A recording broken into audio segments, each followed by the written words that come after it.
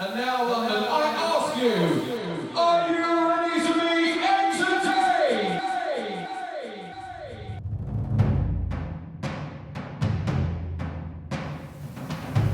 The last show was good. I enjoyed it. It was a great atmosphere, great crowd. A bit too much of a late night for me because I had to fight at the end.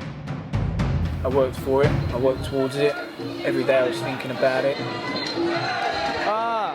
I've got to say hello to my friend. What's your prediction? Win. What's your strategy? Win. I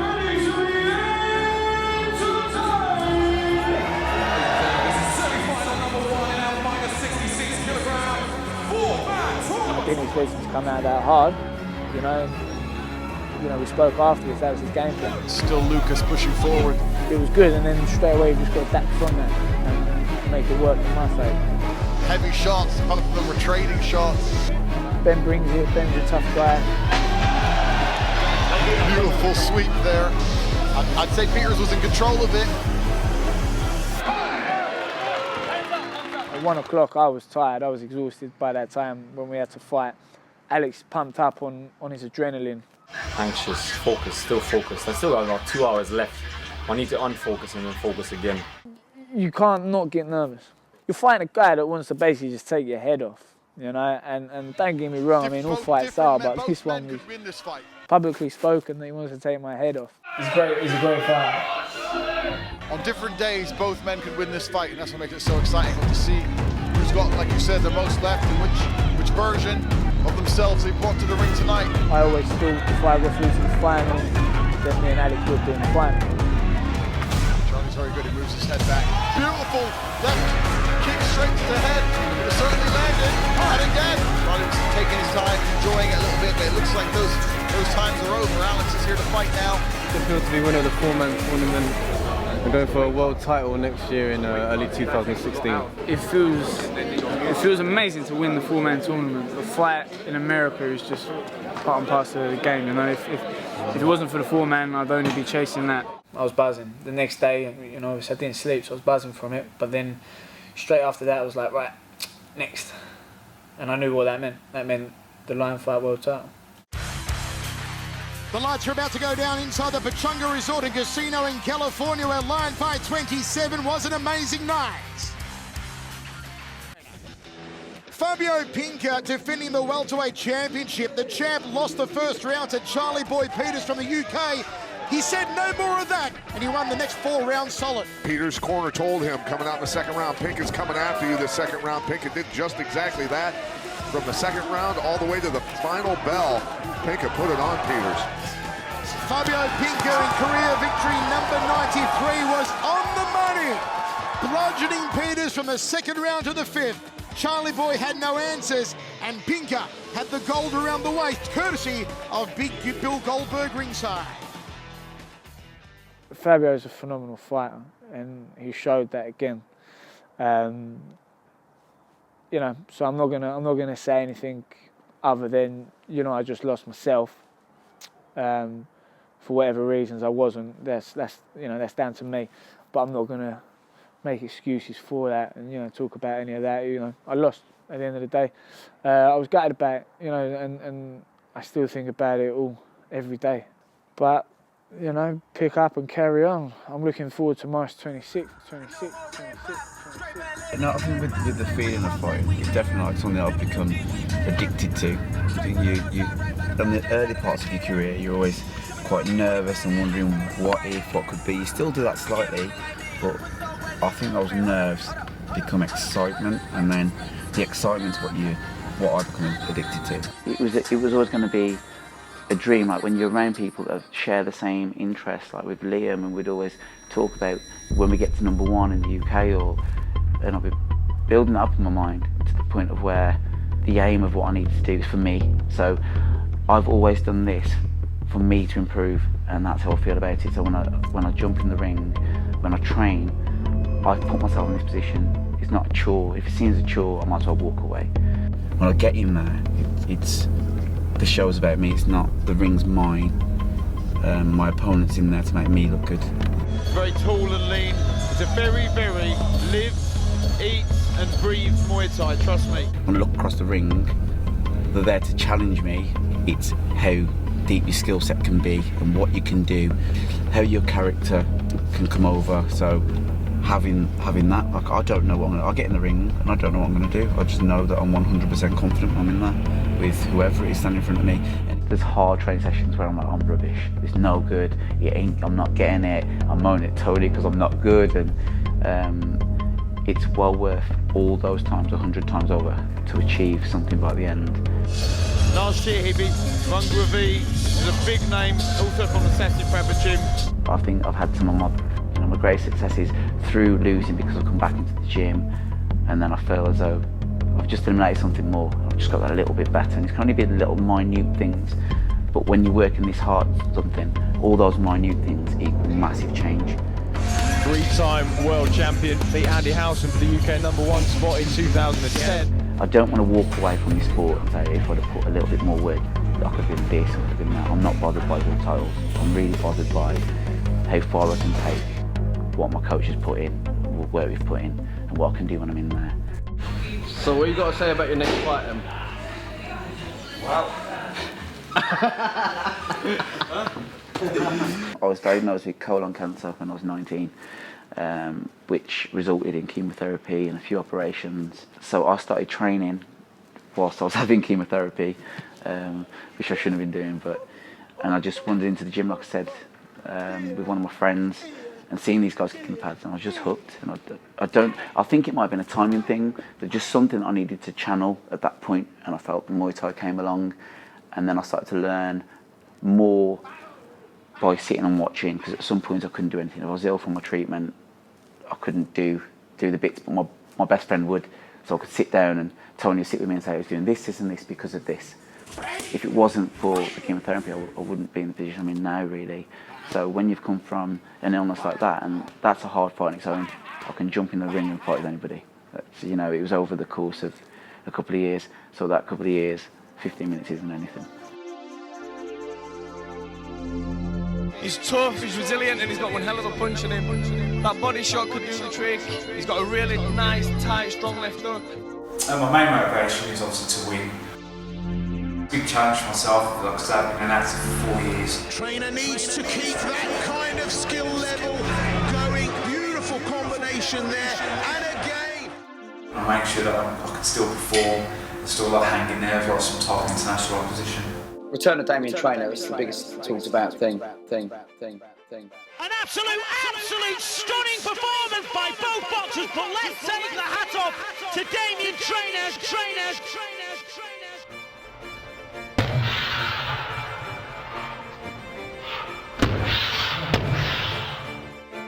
What goes through my mind really is I want to win, I want to give like a good performance to the crowd, I want to be exciting, and obviously I want to make sure that I perform to the best of my ability.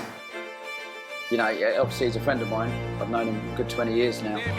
You're always in trouble, and as you've just seen, there's not many people out. He's not people out at 60 kilos. And his return after 4 or 5 years out, it's just gone mental. I was in America a few weeks ago and they're talking about him. He's just come back from a seminar over there. He's big news.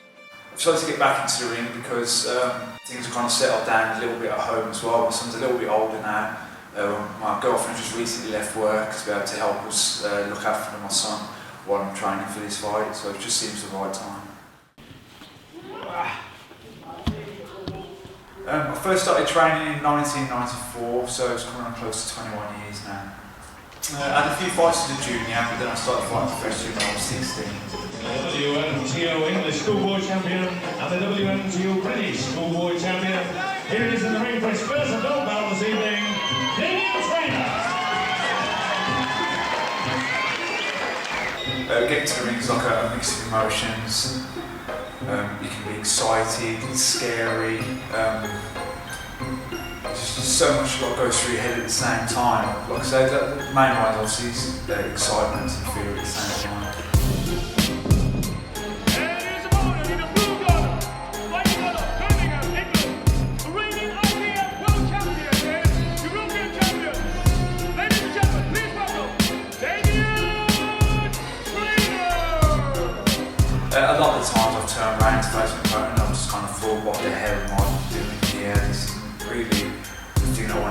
fight now, but then everybody's all over and done with. I can't wait to jump back in there.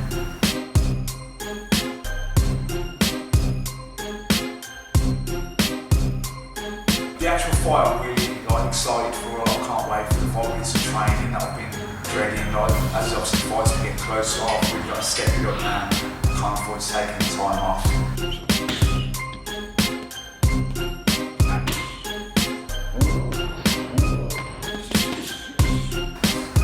But again, it's a roller coaster of emotions. Sometimes I think, oh, do I really want to fight? And then the other day I think, oh yeah, I can't wait to fight.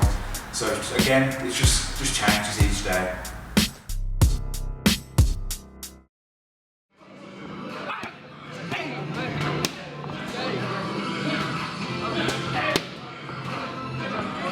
Each fight gets harder and harder, you know. Like my last fight, I trained hard, but then when I come out of that fight, I was thinking what I can do to improve in fight camp, what I can do better. So that, you know, I learn each time I do a fight camp what I can do and what I shouldn't do. So you just learn from each fight camp, it gets better and better. And then the fights don't get easier, they get harder. So I've got to be on top of my game all the time. And I've seen him progress. Like from when he first used to fight to when he fights now, it's a lot different. When I first come down here, we could have a good old little tear up with each other. Now it's got to the point where he's very smart, he's very clever, he's very powerful. You know, I want to be 2-3 steps ahead of everyone.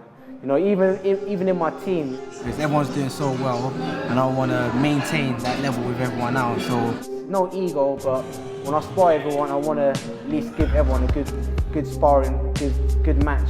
We all rise together as a team, you know. I don't want to fall behind. Got the team behind me, so what else can I do? Can't go wrong. Just rise with the whole team. My bad days, it's emotional. That's why they say blood, sweat and tears, you know, because in a fight camp there's so much emotions. It's like a roller coaster, you're going up and down. Just another day, baby. From a loss, I think you gain more from when you lose. Because every time, sometimes I'll keep winning, and then when you win, you're too comfortable. When you win, man, I can't describe it, because it's just the best feeling ever. It's like the whole fight camp has been blood, sweat and tears, you know, it's an emotional ride. So when the fight's done, it's like, wow, that weight off your shoulder, you know, it's like you're free.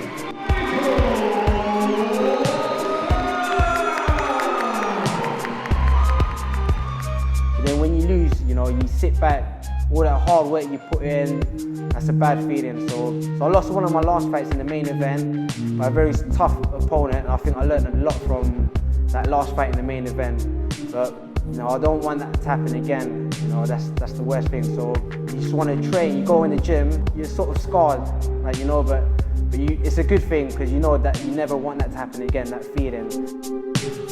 Again, when you see him hit pads, it's the most powerful thing you've ever seen. When you actually hear a kick hit a pad, you think, my God, I wouldn't want to fight him.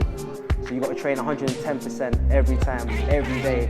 Even if it's a bad day, you got to just be focused and think. You got to work on techniques. There's so much techniques. Everything's not about power and things like that. It's all about techniques, movement, accuracy, just how you move, and just so much, just repping things out. Everything's got to be day in, day out, just rep it out.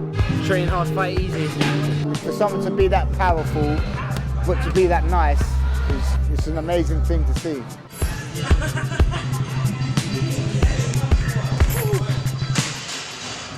So what sort of food and stuff are you eating at the moment? Less carbs and try to eat more protein. Don't look what's under there. You know, my trainer, he studies all my opponents.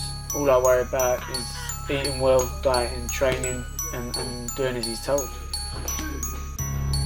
If you're in the gym 5 nights a week, did you put that in? That's got to be in the ring, it's got to be showcased. And I think it's like an exciting feeling that you're going to put in to practice what you've been doing in the gym.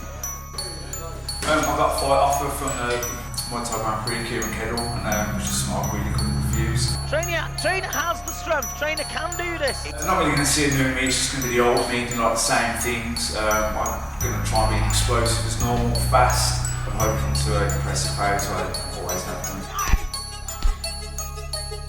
As soon as I'm in the ring, I'll switch on. It's just tunnel vision. It's just me and him. I don't see nobody else. I trained for this guy 8 to 10 weeks. I've been thinking about him all the time. It's just me and him, nothing's gonna distract me.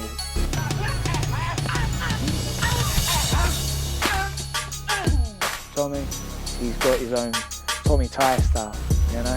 He's a great Thai boxer, he's got all the techniques and styles, but in his own way. I'm looking forward to it, it's exciting. It is chess. It's literally, he comes with a game plan and you come with a game plan. Who's the best on the night and who can put over what they do in the gym, in the ring. I do believe I can win. I do believe I can beat him 100%. I'm fighting Dominic from Prix Gym. He's not an easy fight, he's very tough, but I'm ready for it, you know, I'm training 110%, it's going to be a really good fight. I don't think progression was ever made in one clean drive. Sometimes you take 2 steps back, take 3 steps forward. Opie's obviously he's training hard, I always give you 100%, so I'm aiming to do the same. Obviously Opie's got like a good fight for the crowd. I just want to keep enjoying it. I just want to put a show for everyone else as well. Me and Tommy, no, I'll win. You know, I will win. What do I think about Muay Thai Grand Prix? It's the next best thing in England. I wanted to fight on the Muay Thai Grand Prix for a little while, and they've been building up their brand really well. It's a privilege to be able to be fighting on the show. For me to be sharing that ring with all these top fighters, you know, it's an honour. Jumping on a massive venue like O2. Well, I love this venue. I love the fights you guys have put on. I know that they're doing up with Lion Fight. Lion Fight's put on the biggest Western Muay Thai promotions at the moment. My aim is to go in, hopefully get a couple of fights with America. So obviously there's something you can aim at. It's a great highlight for the fight career. It's a show not to miss. I can't wait to get on there. I can't wait. I'll see my opponent on Muay Thai Grand Prix on March 26th, and yeah, that's when we get it on.